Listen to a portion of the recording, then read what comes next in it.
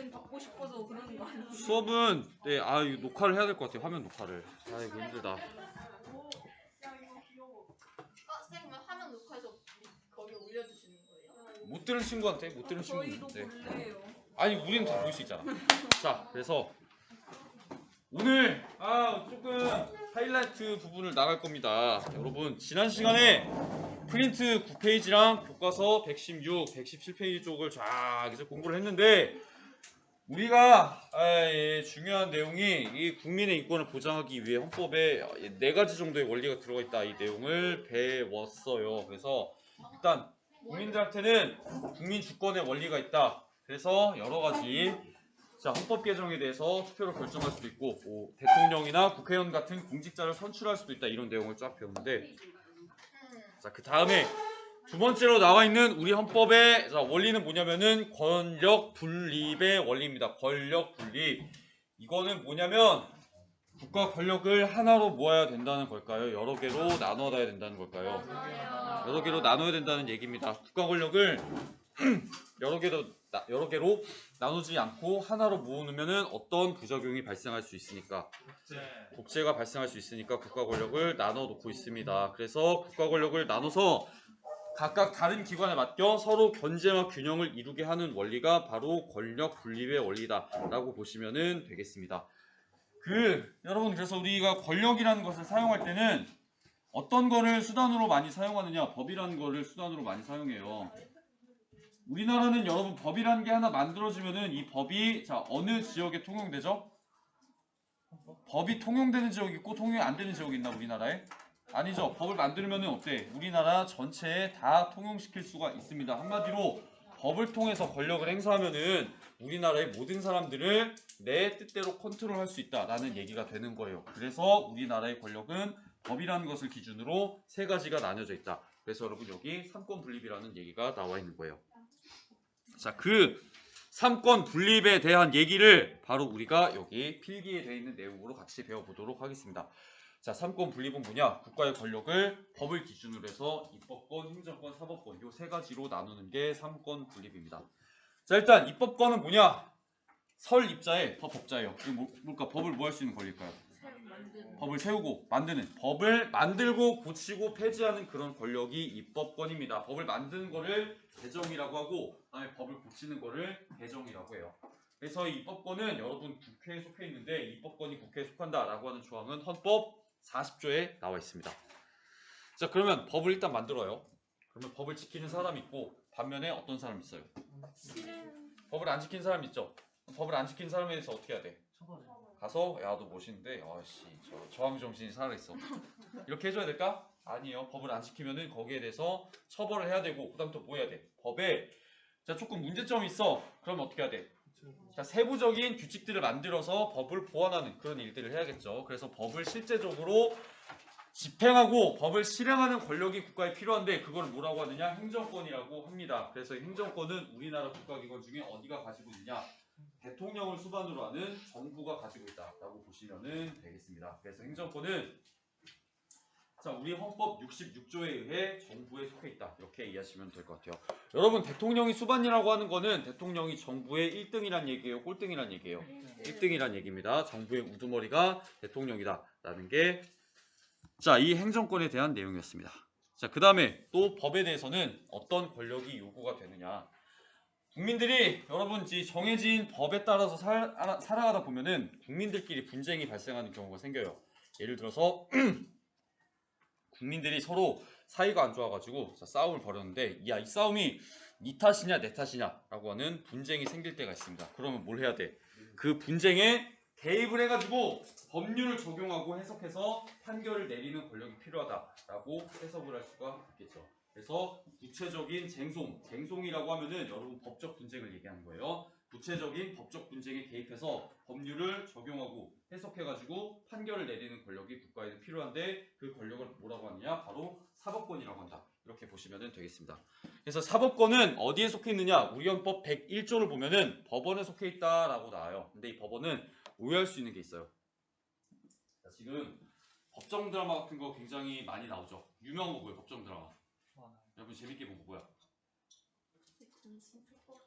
이 촉법소년 그쵸? 촉법소년 그러면은 법원에 어떤 부류의 사람들이 등장해요? 세 부류의 사람이 등장합니다. 자, 이 사람 잘못했으니까 처벌해 주십시오. 누구야? 검사. 이제 검사의 반대편에서 잘못한 거 없습니다.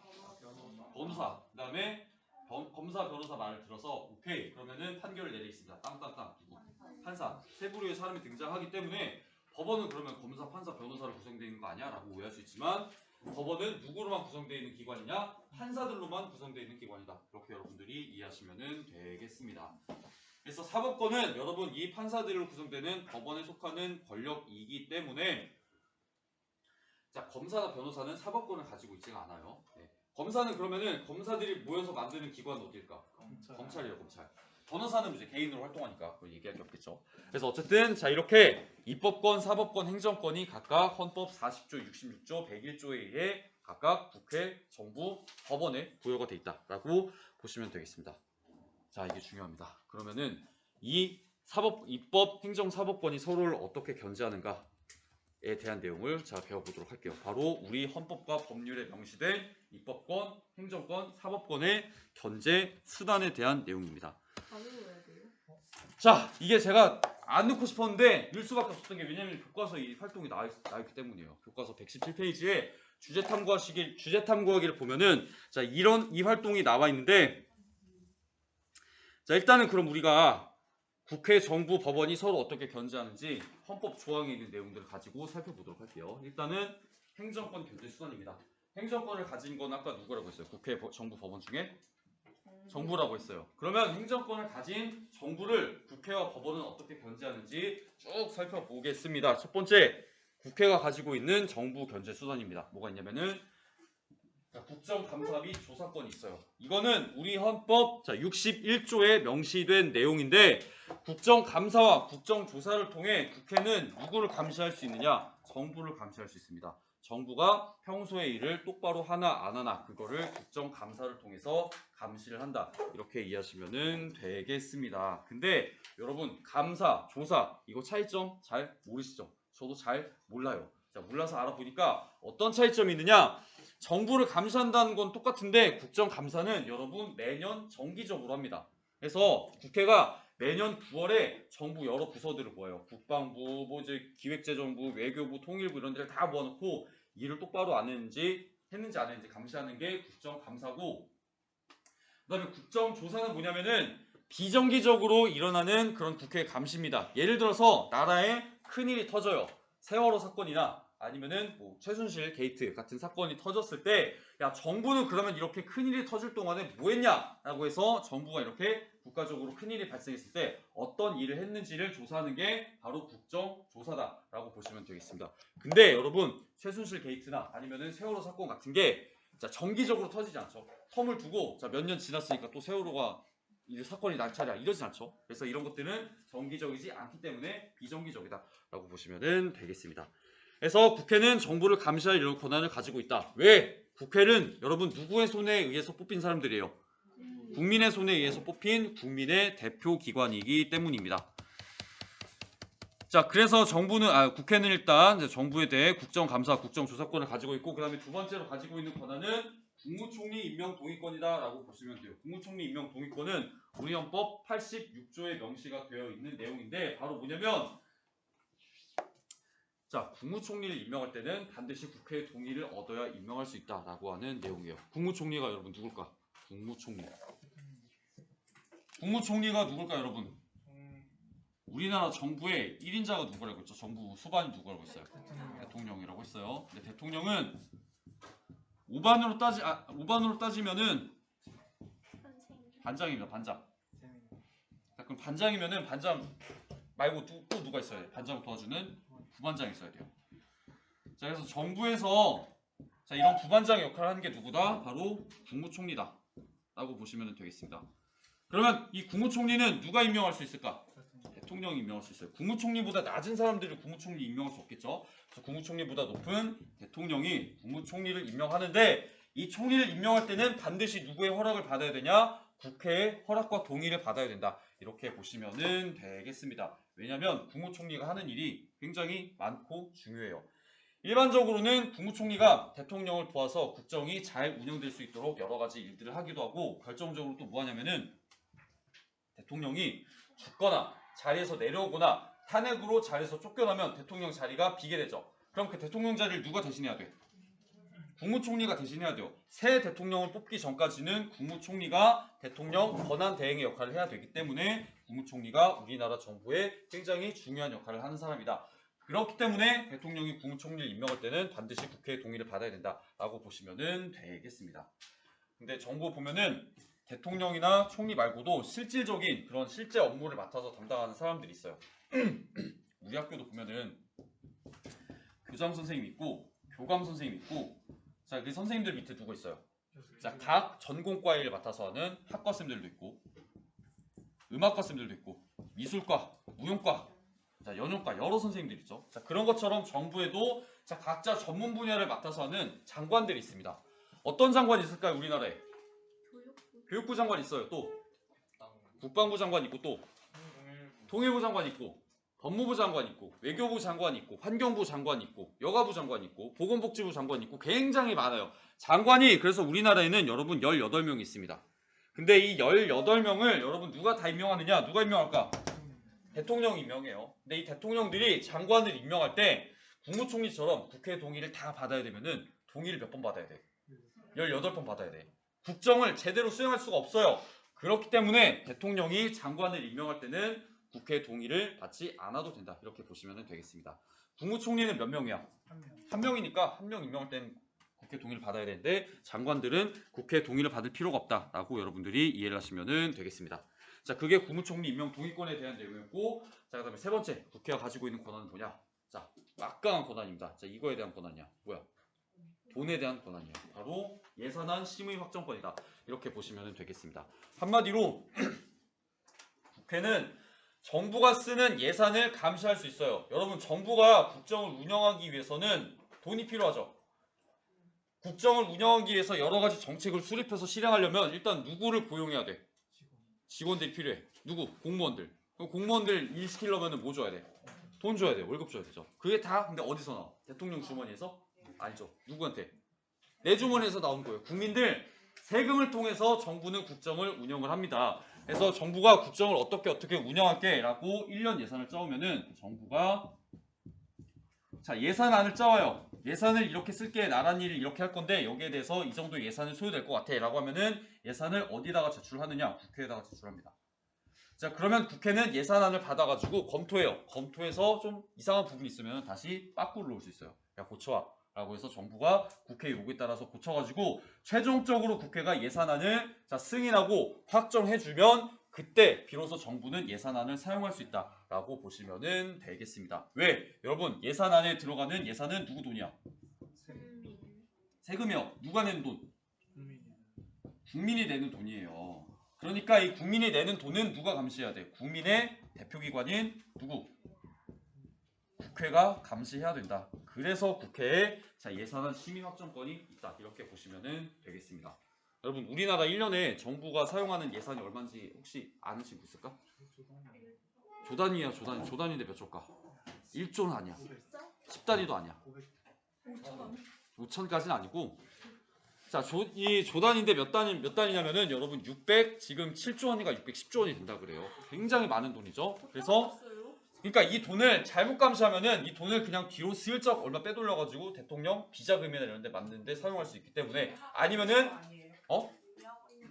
그럴 수도 있지. 그래서 아니면 뭐 세금 파티, 공무원들 세금 파티 하는데 쓸 수 있기 때문에 이런 거를 국회가 감시해야 된다. 이렇게 보시면 되겠습니다. 그래서 이 예산안 심의 확정권이 헌법 54조에 나와 있고 아까 말씀드린 자, 국무총리 임명 동의권은 헌법 86조에 나와 있다라고 보시면 되겠습니다. 자, 근데 몇 조에 들어가 있는지는 몰라도 됐어요. 아이 뭐 수업 때 하는 거니까 뭐 저기 알아놓으시면은 좋겠죠. 아무튼 자, 자, 아무튼 네, 수업은 열심히 들으시고 자, 그 다음에 정부 구성원들, 대통령, 총리, 장관 이런 사람들이 자, 국회 알기를 완전히 지나가는 여기 동네 강아지만도 못하게 알아요. 그리고 법률을 너무 많이 위배, 정치를 여러분 똥같이 해요. 한마디로. 그러면은 국회는 최후의 수단으로 뭘 사용할 수 있느냐? 탄핵소추권을 사용할 수 있다라고 보시면 되겠습니다. 이 탄핵소추권은 여러분 우리 헌법 65조에 나와 있는 내용인데 공무원이 헌법이나 법률을 위배한 경우 국회는 헌법재판소에 탄핵 심판을 제청할 수 있다라고 하는 권리인 겁니다. 자, 그래서 우리 보면 이 실제로 내가 탄핵이 내 살아생전에 일어나지 않을 것 같았는데 탄핵이 일어났죠. 언제?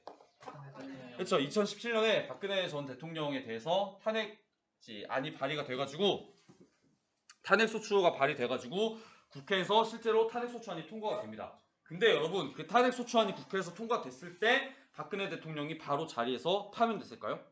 아니요. 자, 이 탄핵소추안이 통과돼가지고 탄핵소추안이 어디로 넘어가? 헌법재판소로 넘어갑니다. 그래서 국회는 탄핵소추안을 발의할 수 있어요. 근데 탄핵소추안이 통과되더라도 이거를 어디로 넘겨야 되냐면은 헌법재판소에 넘겨서 탄핵심판을 제청해야 된다라고 보시면 되겠습니다. 그래서 헌법재판소가 어떤 대통령이나 총리나 장관같이 법에서 정한 공무원들이 탄핵감인지 아닌지를 바로 탄핵심판으로 결정한다. 이렇게 이해하시면 될 것 같아요. 그래서 이 공무원들, 대통령, 총리, 장관 같은 사람들을 최종적으로 바로 직접 파면할 수 있는 건 누구밖에 없다? 헌법재판소밖에 없다. 이렇게 이해하시면 되겠습니다. 자, 어쨌든 이 탄핵이라는 것을 시작할 수 있는 권리가 누구한테 있어요? 그래도 국회한테 있어요. 자, 그렇기 때문에 이 탄핵소추권은 국회가 정부를 견제하는 굉장히 강력한 수단이다 라고 여러분들이 이해하시면 되겠습니다. 자, 그렇게 해서 우리가 이제 국회가 정부를 어떻게 견제하는지 같이 배워봤는데, 그 다음에는 사법권을 가진 법원이 정부를 어떻게 견제하는지 쫙 배워보도록 하겠습니다. 일단 뭐에 대해서 배울 거냐? 명령 규칙 심사권에 대해서 배울 텐데, 여러분이 명령 규칙 심사권을 알기 위해서는 뭘 알아야 되느냐? 우리나라의 법의 위계에 대해서 알아야 돼요. 여러분, 제가 지난 시간에 말씀드린 것처럼 우리나라에는 여러 가지 법률이 있습니다. 헌법, 법률, 명령, 조례, 규칙 같은 이런 것들이 있는데, 이거는 여러분 다 똑같이 평등한 법이 아니에요. 법에는 위계가 있습니다. 그러니까 레벨이 높은 법이 있고 레벨이 낮은 법이 있어. 그래서 레벨이 높은 상위법은 레벨이 낮은 하위법에 우선하고, 하위법은 상위법에 위배될 수 없다라고 이해하시면 될 것 같아요. 그러면은 여러 법 중에 가장 힘이 센, 우리나라에서 제일 힘이 센 최고법은 뭘까요? 헌법이에요. 누가 제정하는? 국민이 제정하고 개정하는 헌법이 가장 힘이 세다라고 보시면 되겠습니다. 자, 그 다음에 헌법보단 약한데 그래도 두 번째 넘버 2의 지위를 가지고 있는 것은 법률이다. 이렇게 이해하시면 될 것 같아요. 그래서 법률은 국회가 제정해요. 왜냐면은 국회가 바로 국민의 대표기관이기 때문입니다. 그래서 국민들이 직접 제정하고 개정하는 헌법을 이길 수는 없지만, 그 여기 아래 나와 있는 명령, 조례, 규칙은 법률이 다 이길 수 있다라고 보시면 되겠습니다. 자, 그다음에 세 번째 법은 뭐가 있냐면은 정부의 대통령이나 국무총리나 장관 같은 사람들이 만들 수 있는 명령이라고 하는 법이 있어요. 명령은 이런 정부가 제정하고 개정하는데, 최근까지도 그래서 우리 사회에 굉장히 광범위한 그런 사람들에게 적용됐던 명령이 있습니다. 어떤 게 있을까? 정부의 명령 중에 코로나와 관련된 명령, 집합금지 명령, 그런 거 있죠. 자, 그런 것들이 바로 정부에서 만드는 명령이다. 이렇게 이해하시면 될 것 같아요. 그래서 이런 명령도 나름의 그런 힘을 가지고 국민들에게 영향을 발휘하고, 그 명령보다는 세진 않지만 각 지방에 영향을 미치는 조례라는 법이 있습니다. 이 조례는 여러분 지방의회가 제정하고 개정을 해요. 그래서 이 조례라고 하는 것은 예를 들면 이제 경기도 의회에서 조례를 만들었다라고 하면은 이 조례는 어디에만 영향을 끼칠까? 경기도에만 영향을 끼치고, 예를 들어서 분당구 의회에서 조례를 만들었다라고 하면 그 조례는 분당구에서만 영향을 끼치게 됩니다. 그래서 특정 지역에만 영향을 끼치는 그런 법이 바로 조례, 지방의회가 제정하고 개정하는 법이다 라고 보시면 될 것 같고, 가장 힘이 약한 법은 뭐냐면은 규칙이에요. 바로 이거는 지방자치단체장이 제정하고 개정하는 법이다 라고 보시면 되겠습니다. 지난 시간에 여러분 국민주권 설명하면서 지방자치단체장이랑 지방의회 이거 구분했어요? 지방자치단체장 누구고 지방의회가 뭐고 이거 설명했어요? 안 했나? 그거 안 하고 넘어갔나? 했어요? 자, 지방자치단체장은 누구냐면은 이거 아니에요? 지방자치단체장은 누구냐면은 도지사, 시장, 군수, 구청장 이런 사람들입니다. 지방의 행정을 담당하는, 어떻게 보면 지방의 대통령 같은 역할을 하는 사람들이에요. 그 다음에 지방의회는 누구냐? 이런 지방자치단체장을 견제하는 도의회, 시의회, 구의회, 자, 이런 사람들이다 라고 보시면 되겠습니다. 그래서 이거 여기서 설명 안 했어요? 제가 지난 시간에 우리나라 이제 지방선거라는 선거를 할 때 지방자치단체장이랑 지방의회의원을 선출한다. 이거 얘기했었죠. 그래서 지자체장이 도지사, 시장, 군수, 구청장 이런 사람들이다. 라고 보시면 되겠습니다. 어쨌든 자, 설명이 좀 길어졌는데 자, 다 무엇을 이해하기 위해서냐? 바로 여기 나오는 느려. 명령 규칙 심사권을 이해하기 위해서다라고 보시면 되겠습니다. 그래서 명령 규칙 심사권은 어디에 나와 있느냐? 우리 헌법 107조 2항에 나와 있어요. 그래서 이거는 자, 빨리 읽어드릴게요. 재판에 적용되는 명령이나 규칙의 법률 위반 여부를 대법원이 최종적으로 심사해서 이게 법률에 위배된다라고 판단이 되면은 해당 명령의 규칙이나 적용을 거부할 수 있다라고 하는 권리입니다. 무슨 말인지 하나도 모르시겠죠? 그래서 제가 설명을 해드릴게요. 자, 여러분 우리가 갑이라는 사람이 있다고 가정해봅시다. 근데 이 갑이 살아가다가 자, 법을 우리가 100% 다 지키면서 살면 좋겠는데 법을 어기게 되는 경우가 발생해요. 예를 들어서 갑이 정부에서 정한 자, 명령 A라고 하는 명령을 어겼다라고 합시다. 그러면 갑은 이 명령을 어겼으니까 어떻게 처분해야 될까? 갑은 명령을 어겼으면은 명령을 어겼으니까 어떻게 돼? 벌금을 내거나 재판을 받거나 자, 이런 처분에 처해지게 되겠죠. 그래서 갑이 명령을 어겨가지고 자, 재판을 받게 되는데 갑의 입장에서는 굉장히 억울한 측면이 있어. 왜? 요 A라고 하는 명령 자체에 하자가 있을 때는 굉장히 억울하겠죠. 예를 들어가지고 A라는 명령은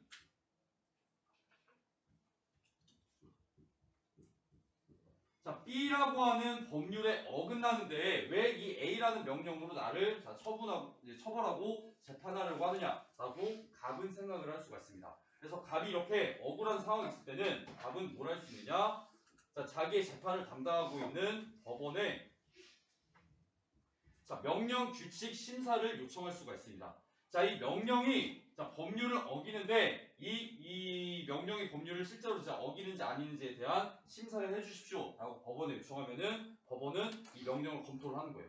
검토를 해서 야, 실제로 이게 법률에 위배된다 라고 하면은 뭘 할 수 있느냐? 자, 이 명령을 이 재판에 적용하는 거를 거부할 수 있다 라고 보시면 되겠습니다. 그럼 갑은 뭘 안 받아도 돼? 이 명령에 의해서 처벌을 받지 않아도 되는 거예요.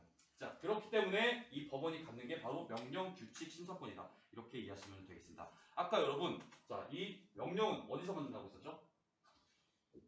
정부에서 만든다고 했었죠.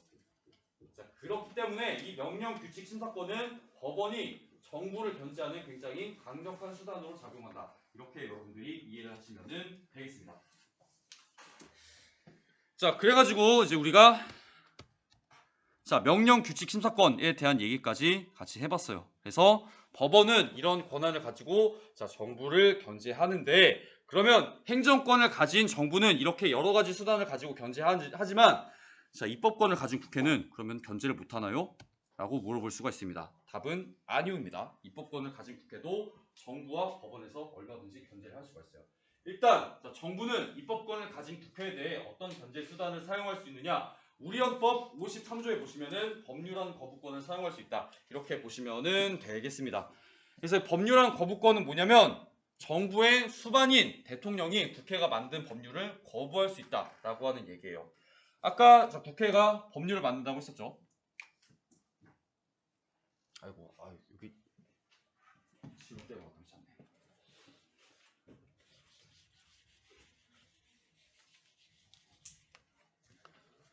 자, 국회가 자, 법률을 만든다고 했었죠. 근데 이 법률을 국회가 만든다고 그게 이제 곧바로 사회에 적용되는 게 아니라 어떤 절차를 거쳐야 되냐면은 국회는 법률을 누구한테 줘야 돼? 일단 대통령한테 전달해야 돼요. 그래서 대통령이 법률을 한번 보고 야, 그러면은 이 법률을 적용해도 되겠네 라는 결정을 내리면은 그때 법률이 실제적으로 적용이 되게 됩니다. 근데 만약에 대통령이 법률을 검토했는데 조금 마음에 안 들어, 이상한 부분이 있어 라고 하면 뭐 할 수 있어? 대통령은 법률안을 다시 국회에다가 빠꾸시킬 수가 있어요. 그러면은 국회는 대통령이 빠꾸시킨 법률안을 다시 검토하고 수정해서 다시 대통령한테 넘겨줘야 됩니다. 그래가지고 두 번째로 다시 대통령한테 넘어온 이 법률안은 대통령이 거부할 수 없습니다. 이거는 무조건 실행을 시켜야 돼요. 근데 한 번은 국회에서 넘어온 법률안을 빠꾸시킬 수 있다 라고 보시면 되겠습니다. 그러니까 이 대통령이 갖는 법률안 거부권이 정부가 국회를 견제하는 강력한 수단으로 작용할 수 있다. 이렇게 이해하시면 될 것 같아요. 헌법 53조에 나와 있는 내용입니다. 선생님 근데 국회가 두 번째로 그 법률안 넘겨주면은 무조건 대통령은 이제 받아들여야 되는 건데 이러면은 거부권이 있으나 마나한 거 아닌가요? 질문이 있을 수 있겠죠. 근데 국회가 다시 두 번째로 대통령한테 법률안을 넘겨주기 위해서는 굉장히 까다로운 절차를 거쳐야 됩니다. 그렇기 때문에 진짜 대통령이 법률안 거부권 한번 행사해버리면은 실질적으로 국회는 뭐 다시 손쓸 수단이 거의 없어요. 그래서 이게 정부의 굉장히 강력한 견제 수단이다라고 보시면 될 것 같고, 자 그다음에 두 번째, 정부가 가지는 굉장히 또 강력한 견제 수단은 뭐가 있느냐? 국회에 자 정부의 구성원들에 대해 탄핵 소추권이 있으면은 정부는 반대로 국회에 대해서 뭘 할 수 있느냐? 정당 해산 심판을 청구할 수 있다라고 보시면 되겠습니다. 그래서 국회가 가지고 있는 죄송합니다. 국회가 아니라 정부에서 가지고 있는 국회 견제 수단 두 번째는 정당 해산 심판 청구권인데, 자 이거는 헌법이 아니라 법률이에요. 법률인 헌법재판소법 55조에 명시가 되어 있는 내용입니다. 여러분 우리나라의 여의도에 지금 국회의원 아저씨들이 살고 있죠. 동그란 지붕 아래 국회의원 아저씨들이 아저씨 아주머니들이 몇 분이 살고 계실까? 300분이 살고 계세요. 300분. 근데 300명이 여러분 각자 다른 300개의 팀으로 쪼개져서 활동을 할까요? 아니요. 서로 생각이 비슷한 사람들끼리 모여서 뭘 만들어? 팀을 만들어요. 팀의 이름이 뭐야? 당. 무슨 팀이 있어? 파란 팀 있죠? 빨간 팀 있어요. 국민의힘이 있고 또 초록, 노랑 팀 있죠. 정의당이라는 팀이 있고 그 외에도 뭐 기본소득당 여러 팀이 있어. 여러 팀이 있는데 여러분 이 팀의 이름을 뭐라고 할까? 정당이라고 해요. 정당. 그래서 국회의원들은 정당에 속해서 활동을 하는데 여러분 이 정당이 제대로 된 정당이면 모르겠는데 만약에 어떤 정당의 목적이나 활동이 우리나라의 민주적 기본 질서에 위배되는 경우에는 정부에서 뭘 할 수 있느냐? 헌법재판소에다가 어떤 정당을 야 이 정당 미쳤어. 얘네 미친놈들이야 라고 해서 얘네 해산시켜줘 라고 해당 정당의 해산 심판을 청구할 수 있다라고 보시면 되겠습니다. 오해하시면 안 돼요. 정부가 정당을 직접 해산할 수 있는 게 아니라 어때? 정당이 아무리 이상한 게도 헌법재판소에다가 정당의 해산 심판만을 청구할 수 있다라고 보시면 되겠습니다. 그래서 실제로 어떤 정당을 해산할지 안 할지 최종적으로 결정하는 거는 누가 되는 거예요?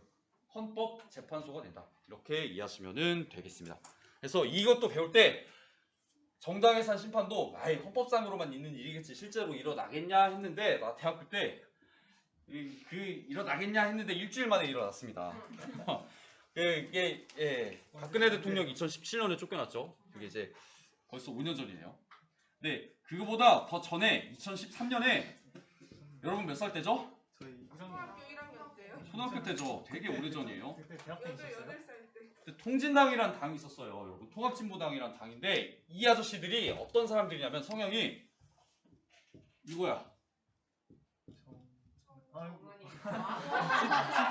친구들이 나와서 너무 사랑해. 너무 사랑해. 그래서 우리나라에서만 사랑하는 걸 그쳐가지고 야 저기 우리 정은영을 기쁘게 해주기 위해 남조선에 혁명을 일으키자. 사회주의 혁명을 일으켜가지고 전화국을 점거하고 주유소를 점거해가지고 우리가 저기 남한 사회를 혼란에 빠뜨리자라는 얘기를 누가 하느냐? 통진당에 속해있던 국회의원 아저씨가 자기 부하들이랑 합니다. 근데 이 얘기가 누구 귀에 들어가냐면은 국정원 귀에 들어가요. 국정원 귀에 들어가서 국정원이 정부에다가 얘기하니까 정부가 어때? 깜짝 놀라가지고 헌법재판소에다가 넘겨버려요. 뭐를? 정당해산 심판을 넘겨버린다. 통진당 미쳤어. 인생 미친놈들이야 하고 헌법재판소에다가 해산 심판을 넘기게 돼서 헌법재판소도 봤는데 야 미쳤구나 니들 라고 해가지고 헌법재판소가 통진당에 대해서 해산 결정을 내리게 돼요. 그래서 이 당에 속해가지고 금배지 달고 있던 국회의원들이 이때 한 13명인가 됐는데 이 사람들 직업이 하루아침에 국회의원에서 뭘로 바뀌었냐? 백수로 바뀌는 그런 일이 일어나게 되다라고 보시면 되겠습니다.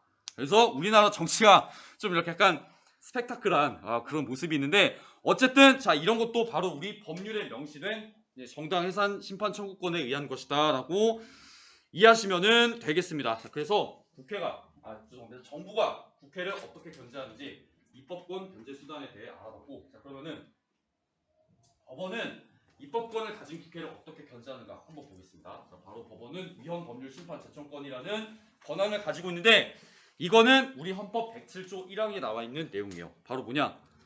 자, 헌법재판소의 위헌 법률 심판을 제청할 수 있는 권한이다라고 보시면은 되겠습니다. 자, 이해가 안 가시죠? 다시 설명을 해드릴게요. 여러분 아까 명령 규칙 침사권 할 때 제가 갑이 재판받는 경우를 사례로 들어서 얘기를 했습니다. 자, 근데 여러분 갑이라는 사람이 살다 보면은 명령도 어길 수 있고 못도 어길 수 있어요. 국회에서 만든 법을 어길 수 있어. 국회에서 만든 법이 뭐야? 법률이야. 자, A라는 법률을 어겨가지고 만약에 자, 재판을 받는다라고 가정합시다. 근데 갑이 봤을 때는 그게 말이 안 돼. A라는 법률에 하자가 있어. 왜? A가 뭘 위배하는데? 뭘 위배하기 때문에. 자, B라고 하는 헌법을 위배하기 때문에 A라는 법률을 재판받으면은 이건 너무 부당하다라고 이 갑이라는 사람이 생각할 수 있어요. 그러면은 갑은 자기의 재판을 맡고 있는 법원에다가 무엇을 요청할 수 있느냐? 바로 위헌 법률 심판을 요청할 수 있다 이렇게 보시면은 되겠습니다. 그래서 법원이 이 요청을 받으면은 자, 이 법률이 헌법에 위배되는지 아닌지를 직접 검토할 수는 없어요. 헌법만을 전문적으로 연구하는 그런 국가기관에다가 이 심판을 제청해야 됩니다. 거기가 어디예요? 헌법재판소예요. 헌법재판소. 자, 헌법재판소에다가 자, A라는 법률이 이러한 헌법을 어기는지 아닌지 실제로 자, 검토해 주십시오라고 제청을 할 수가 있습니다. 여러분 용어 구분 잘 하셔야 돼요. 제청 뭘까? 제청. 제안해서 청하다라고 하는 얘기입니다. 그래서 헌법재판소에 위헌 법률 심판을 제청할 수 있는 것은 오직 법원밖에 없다라고 이해하시면 되겠습니다. 그래서 자, 헌재가 법률을 검토해서 실제로 이게 헌법을 위배라고 하면은 어떻게? 야, 이 법률은 자, 위헌이야, 무효야라고 법률의 효과를 없애버릴 수가 있어요. 그러면은 갑이라는 사람은 어때? A라는 법률을 어겼다고 해서 자, 재판을 통해 처벌을 받지 않아도 된다라고 해석을 할 수가 있겠죠. 그렇기 때문에 자, 이 위헌 법률 심판 제청권은 법원이 어때요? 법률을 만드는 게 누구라고 했어 아까? 저거 네. 자, 법률을 만드는 게 국가기관 누구라고 했어요? 법률을 만드는 국가기관. 국회라고 했죠. 자, 그렇기 때문에 이 위헌 법률 심판 제청권은 법원이 국회에 대해서 갖는 굉장히 강력한 견제 권한이다. 이렇게 여러분들이 보시면은 되겠습니다. 아, 내용이 쉽지가 않아요. 정말 쉽지가 않습니다. 그래서 여러분들이 잘 주의 깊게 들어주셔야 되고, 자, 이렇게 해가지고 우리가 입법권을 가진 국회를 정부와 법원이 어떻게 견제하는지 쫙 살펴봤습니다. 자, 그러면은 자, 마지막으로 살펴볼 건 뭐냐? 사법권을 가진 법원의 견제 수단입니다. 선생님, 그러면은 사법권 가진 법원은 아무도 견제 못하나요? 아니죠. 할 수 있습니다. 국회와 정부는 법원을 견제할 수 있는데 어떻게 견제할 수 있느냐? 인사권을 가지고 견제할 수 있어요. 여러분, 우리 주변에 법원들이 있죠. 자, 법원이 우리나라 어디 있을까? 서울에도 있고 또 수원에도 있고 또 춘천에도 있고 원주에도 있고 대전에도 있고 대구에도 있고 부산에도 있고 약간 서울, 대전, 대구, 부산 찍고 광주에도 있고 여러 군데 우리나라 법원 있어. 근데 그 여러 개 법원 중에 제일 힘이 센 킹왕짱 법원 한 군데밖에 없어요. 어디야? 제일 큰 법원 대법원. 서울 서초구에 있는 대법원이 가장 큰 법원인데 그 법원의 여러분 수장이 누굴까요? 대법원의 1등 우두머리 대법원장이에요. 그리고 대법원을 구성하는 거는 대법관들입니다. 그래서 대법원장과 대법관이 어떤 사람들이 임명되느냐가 대법원이 어떻게 운영되는지 굉장히 중요한 역할을 하는데 이 대법원장과 대법관은 누가 임명할 수 있느냐? 정부의 수반인 대통령이 임명할 수 있다라고 보시면 되겠습니다. 그래서 우리 헌법 104조를 보시면은 이제 대통령이 대법원장과 대법관들을 임명할 수 있다라고 하는 이 권한이 나오고, 그 다음에 또 보면은 헌법에 대해서 전문적으로 다루는 헌법재판소의 최고 우두머리 헌법재판소장 역시 대통령이 임명할 수 있다라고 보시면 되겠습니다. 그래서 자, 대법원장 및 대법관 임명권은 헌법 104조에, 그 다음에 헌법재판소장 임명권은 헌법 111조에 명시가 되어 있다라고 이해를 하시면 되겠습니다. 근데 만약에 여러분 이런 법원 구성원들을 대통령 그냥 마음대로 임명해버릴 수 있으면은 법원이 여러분 누구의 부하가 되는 거야? 정부의 부하가 되는 거예요. 법원이 대통령의 부하가 되는 거야. 삼권 분립이 아니야. 아니죠. 그러면은 이 삼권 분립이 아니게 되는 이 사태를 막기 위해 뭐가 필요하느냐? 바로 자, 국회 견제 수단이 필요하다라고 보시면 되겠습니다. 그래서 국회는 대법원장 및 대법관 임명 동의권을 가지고 대통령이 임명하는 대법원장과 대법관 후보들을 살펴봐서 이 사람들이 자리에 적합한가 안 한가를 판단하고 여기에 대해서 임명을 동의해줄 권한을 가지고 있다라고 보시면 되겠습니다. 그래서 대법원장이랑 대법관 역시 국회의 동의를 얻어야 임명할 수 있고, 자 그와 마찬가지로 헌법재판소장 역시 국회의 동의를 얻어야 임명할 수 있다라고 보시면 되겠습니다. 그래서 국회는 대법원장 및 대법관 임명 동의권, 그 다음에 헌법재판소장 임명 동의권이 각각 헌법 104조와 그 다음에 헌법 111조에 명시가 돼 있다라고 여러분들이 이해를 하시면 될 것 같네요. 자 그렇게 해가지고 굉장히 많은 내용을 얘기했습니다. 네, 이렇게 많은 내용들이 헌법에 들어가 있는 이유는 뭘까? 오직 한 가지 목적을 달성하기 위해서요. 무슨 목적? 권력을 서로 쪼개놓는 거예요. 쪼개놔서 권력이 어떻게 되는 걸 막는 거야. 하나로 모아진 것을 막기 위해서이다. 다시 말해서 권력 분립을 실천하기 위해 이런 여러 가지 조항들이 헌법과 법률에 들어가 있다라고 보시면 되겠습니다. 자 그렇게 해가지고 이 내용들이 지금까지 얘기한 게 바로 뭐였다? 권력 분립에 대한 내용이었다. 이렇게 이해하시면 될 것 같아요. 자, 그 다음에 보면은 여러분 법치주의랑 입헌주의에 대한 얘기가 있는데 이거는 어렵지 않으니까 이것까지만 딱 하고 이번 시간 마무리하도록 하겠습니다. 일단 자 법치주의는 뭐냐? 이거 두 개 헷갈리기 쉬워요. 법치주의랑 입헌주의 헷갈리기 쉽기 때문에 잘 구분해서 들으셔야 됩니다. 법치주의는 자 국가 운영이 법률에 의해 수행되어야 한다는 원리입니다. 다시 말해서 법률에 의한 국가 권력 행사를 도모하는 것이 바로 법치주의의 원리인데, 아니 선생님 당연한 거 아닙니까? 국가가 법률에 의해서 운영돼야지 뭐에 의해서 운영돼요? 라고 역으로 질문을 할 수 있겠죠. 근데 한번 생각해 볼게요. 여러분 국가의 운영이 법률이 아니라 정부가 만드는 명령에 의해서만 운영이 되면은 여러분 국회는 정부를 컨트롤할 수 있을까 없을까? 컨트롤 못해요. 정부를 견제할 수 있을 수 없어요. 정부를 견제 못해요. 자 그렇기 때문에 정부가 국정을 운영하고 국가 권력을 행사하고 하는 모든 일들은 누구? 국민의 대표인 국회가 만드는 법률에 의해서 모든 것이 시행되어야 된다라고 보시면 되겠습니다. 그게 바로 법치주의라고 하는 원리인 겁니다. 그래서 정부가 권력을 행사할 때 국회가 견제할 수 있는 수단이 바로 법치주의에 의해 마련이 돼 있다라고 보시면 되겠습니다. 한 30초만 더 할게요. 왜냐면 여러분 정부는 제가 누누이 말씀드렸죠. 정부는 어떤 사람들이 뽑은 기관이야? 그치? 정부 죄송합니다. 국회의원들은 누가 뽑은 사람들이요? 국민이 뽑은 사람들이야. 국회는 국민의 대표기관이야. 근데 정부는 정부의 수반인 대통령은 국민들이 뽑지만 대통령 밑에서 일하는 국무총리, 장관, 차관 이런 공무원들은 다 누가 임명해요? 대통령이 임명해. 그러니까 정부는 국회보다 국민의 대표기관이라는 성격이 약합니다. 그래서 반드시 정부가 국정을 운영할 때는 국민의 대표인 국회에서 만든 법률에 따라서 이런 국가 권력을 행사해야 된다. 그게 바로 법치주의의 원리다라고 여러분들이 보시면 되겠습니다. 자 그럼 선생님 입헌주의가 뭡니까? 입헌주의도 비슷한 거 아니에요? 헌법에 따라서 통치가 이루어져야 된다라고 하는 거 아닙니까? 라고 할 수 있는데 입헌주의는 법치주의보다 범위가 더 넓은 개념이다 라고 보시면 되겠습니다. 정부든 국회든 법원이든 국민들의 일상생활에든 할 거 없이 통치 및 공동체의 모든 생활, 대한민국이라고 하는 공동체의 모든 생활이 헌법에 따라서 이루어져야 한다라고 하는 원리가 바로 입헌주의의 원리이다. 이렇게 이해하시면 될 것 같아요. 왜냐? 입헌주의 원리가 이루어지지 않으면은 바로 국가 지도자의 독단에 의해서 국가 운영이 일어나기 때문입니다. 자, 입헌주의가 없는 나라 어디예요? 윗동네. 난 윗동네가 그래서 너무 좋아. 뭐든지 이런 좋은 거에 반대 사례로는 윗동네를 설명하면 되니까 윗동네 어때요? 헌법이 있긴 한데 실질적으로 입헌주의가 없어. 그러니까 뭐든지 누구의 독단에 의해 돌아가.